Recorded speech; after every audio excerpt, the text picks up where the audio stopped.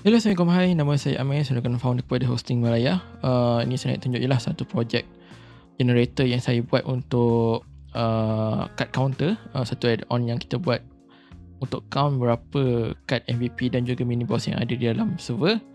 So, cara dia, yang pertama sekali kita perlu keluarkan satu image lah untuk setiap kad ni. Jadi kita dah extract siap-siap, tapi file tu dalam Korean lah.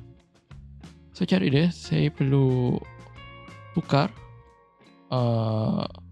nama Korean ni kepada ID dia lah untuk memudahkan supaya kod kita kita boleh ikut ID saja untuk paparkan dalam website. So ini adalah contoh kad UMP yang saya extract, dan kat sini adalah tu kad illustrated table yang kita extract juga.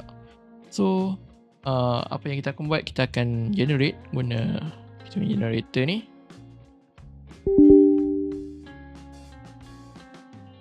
So dah tengok dia dah start rename. Segala nama-nama Korean tu jadi ID dah. Dah tengok dah tukar jadi ID ke sini. Dan last sekali dia akan inform lah berapa yang fail dan sebagainya.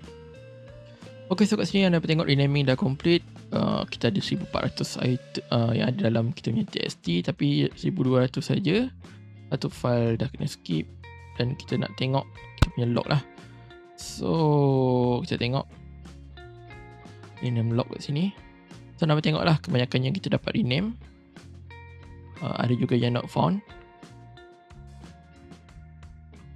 tapi kebanyakan yang kita dapat rename lah. Kita dapat tengok 1238 file dia dapat rename successfully.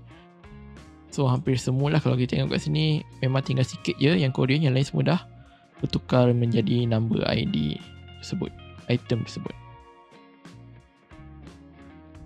Ok, itu saja. Diharap video yang saya kongsikan ini bermanfaat, dapat membantu saya jugalah untuk ingat balik projek ini pada masa akan datang. Dan mungkin membantu anda lah, memberi idea sekiranya anda mempunyai apa-apa idea yang menarik untuk anda buat menggunakan generator ini. Itu saja, sekian, terima kasih.